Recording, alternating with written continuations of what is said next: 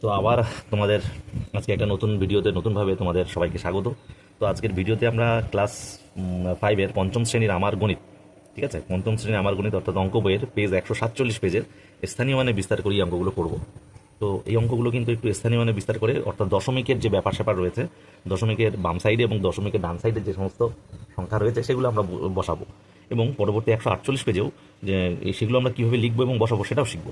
তো প্রথমে 147 পেজে অঙ্কগুলো আমরা কীভাবে পাতাবো সেগুলো দেখ। তো আমরা প্রথমে নীল কালি দিয়ে পাতিয়ে নিয়েছি, এবার আমরা কিন্তু কালো কালি দিয়ে উত্তরটা লিখবো। তো চলো প্রথমে আমরা কী করবো, দেখো দেখো রয়েছে এখানে 1123.01।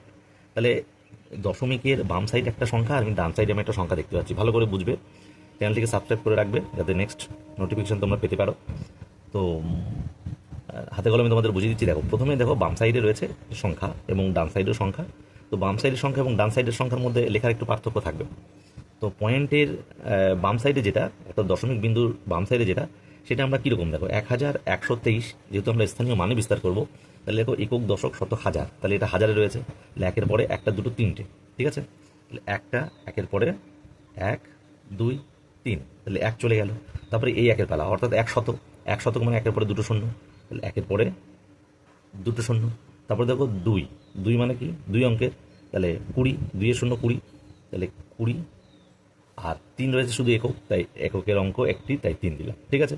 তাহলে এই যে স্থানীয় মানে বিস্তার করলাম, অর্থাৎ এককের অঙ্ক 3 একটা, দশের অঙ্ক দুটো, তাই দেখো দুটো মানে কি 2 আর শূন্য, একক শতকের অঙ্ক 3টে, একের পরে দুটো শূন্য, এবং হাজারের 4টে, 1 2 3 4। তো এইগুলো আমরা যোগ করলে কিন্তু পাবো 1123। এই গেল তোমার দশমিকের বাম সাইডের অঙ্কের কথা। এবার আমরা আসবো দশমিকের ডান সাইডের কেস। দেখো পয়েন্টের পরে অর্থাৎ দশমিক বিন্দুর পরে শূন্য রয়েছে, শূন্যর পরে যদি আমরা যে কোনো একটা সংখ্যা দিই, শূন্যের নিচে যদি আমরা এখানে 10 লিখি, তাহলে সেটা শূন্যই হয়, তাই এটা দেয়নি, বইতেও কিন্তু এটা দেয়নি। তাহলে হচ্ছে আমরা একে চলে যাবো, এক কটা পয়েন্ট দশমিক বিন্দুর কটা পরে এক রয়েছে, একটা দুটো, তাহলে একের নিচেও ঠিক দুটো শূন্য হবে, ঠিক আছে, বোঝা গেল। ঠিক এইভাবে আমরা পরবর্তী যে দুটো রয়েছে দেখো সেটা করব।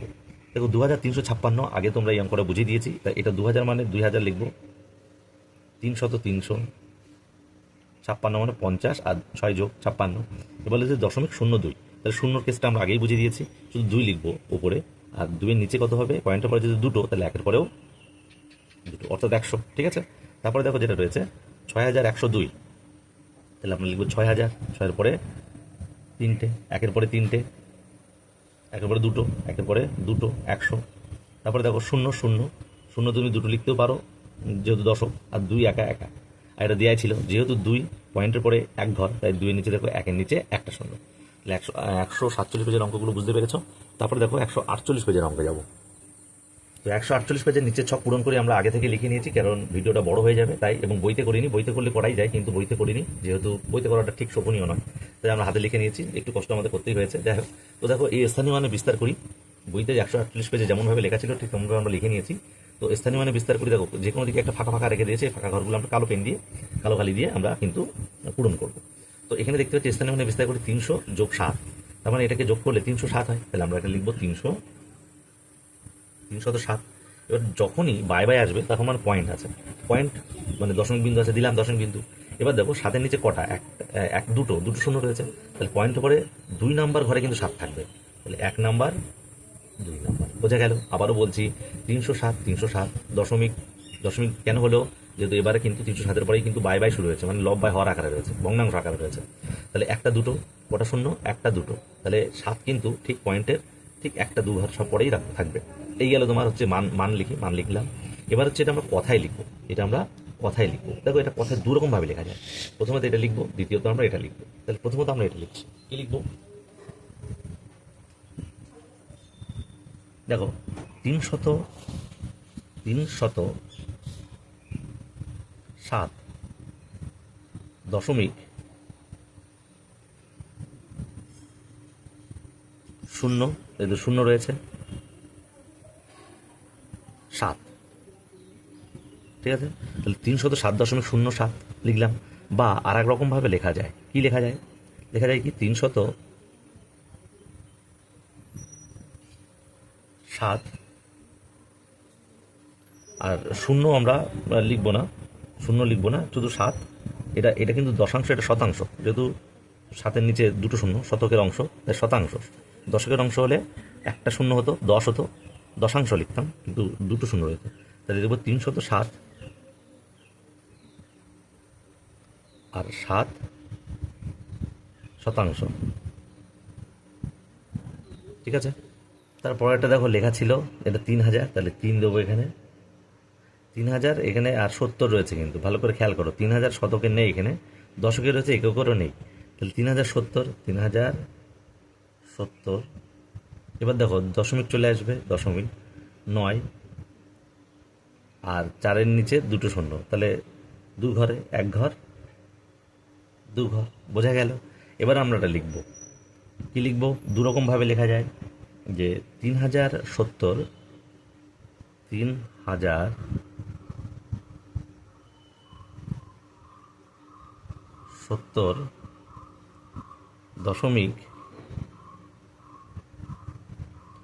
94। ঠিক আছে, 94, এখানে 94 না, কিন্তু 94। হ্যাঁ, বা আমরা কি লিখতে পারি, 3070 লেখা কিন্তু বাম সাইডটা চেঞ্জ হয় না, হ্যাঁ, চেঞ্জ হবে দশমিক বিন্দুর ডান সাইডে। 70, 9 দশাংশ আর 4 শতাংশ। ঠিক আছে, দেখো দশাংশ আর এটা শতাংশ, শতক রয়েছে, শতাংশ, দশকের উপরে দশাংশ। ঠিক আছে, হয়ে গেল। তারপরে দেখো রয়েছে 449.46, তাহলে 400, এটা আমরা লিখবো, দেখো 400 লিখবো, তাহলে 400 মানে দুটো শূন্য, 49 মানে 40 আর 9 দশমিক বলেছে, তার মানে বাই বাই চলে আসবে, 4/10 যোগ 6/100, কারণ পয়েন্টের দশমিকের পরে এক ঘর, তাই একের পরে একটা শূন্য, দশমিকের পরে দুই ঘরে 6, তাই 6-এর নিচে দুটো শূন্য। আশা করি বুঝতে পারছো। ঠিক আছে, তো দেখো এবার আমরা কথায় লিখবো, কথায় লিখবো কি, কি লিখবো, 449। ঠিক আছে, কি লিখবো, 449 আগে লিখবো, 449 দশমিক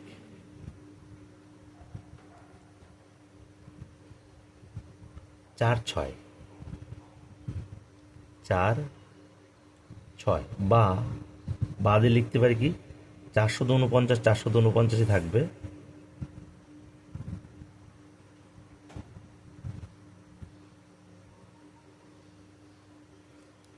4.6 শতাংশ, 4.6 শতাংশ। ঠিক আছে, তারপরে দেখো 1638.41, তাহলে এটা লিখবো 1638.41, তাহলে আমরা এটা আগে লিখে নিই, তাহলে 1630 যোগ 8, দশমিক মানে এবার বাই বাই চলে আসবে, 4-এর নিচে 10 হবে আর 1-এর নিচে 100 হবে। ঠিক আছে, আর এটা লেখা আছে 1638.41 বা 1638 4.1 দেখো তারপরের অঙ্কটা, তাহলে আমরা 34 রয়েছে, 30 যোগ 4 দশমিক, 4-এর নিচে কিন্তু শূন্যটা দেবো না, শূন্য দেওয়া না দেওয়া যাই করি না, শূন্যই হবে, তাই 4 শূন্য দিলাম না। 4 রয়েছে দশমিকে 2 ঘর পরে, তাহলে 1-এর পরে 2 ঘর। এবার এখানে লিখবো, দেখো 34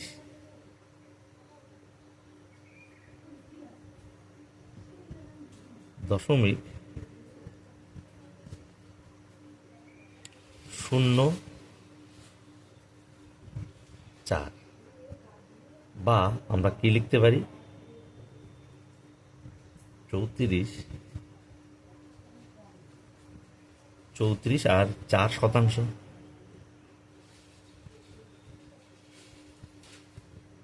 ঠিক আছে, বুঝতে পারছো? তারপরে রয়েছে দেখো 1 2 3 4 5, মানে ছয় ছয় দেবো আমরা। তারপরে 70 রয়েছে, মানে একক দশক শতক হাজার অযুত, তাহলে অযুত রয়েছে। তাহলে দেখো দুটো শূন্য, তারপর 70.15, ঠিক আছে, 15 লিখলাম। তাহলে আমরা লিখবো একক দশক শতক হাজার অযুত, মানে 60,000 70.15।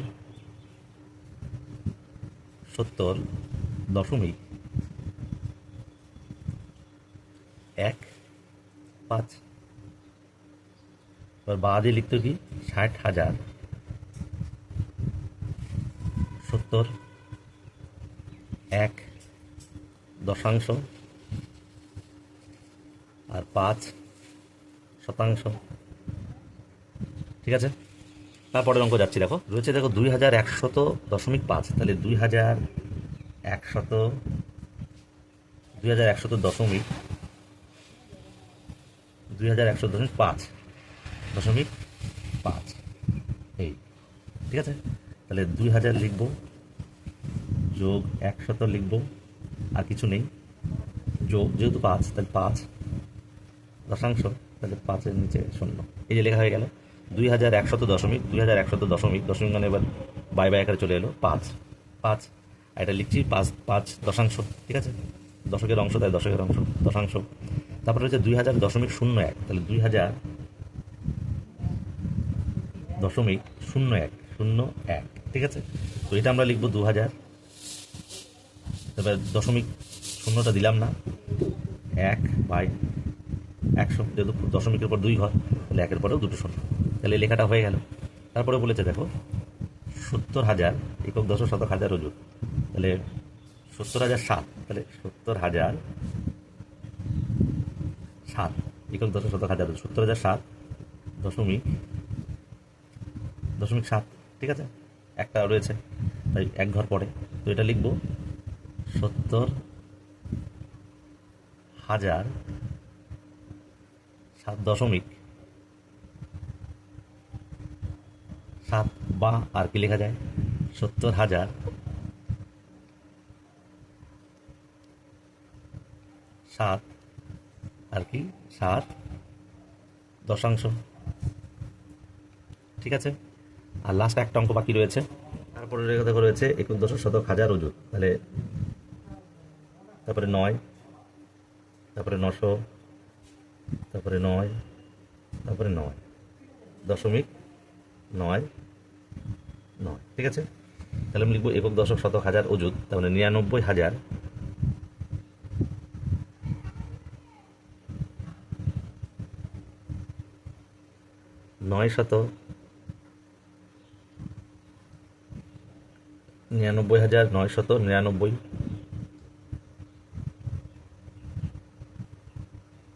দশমিক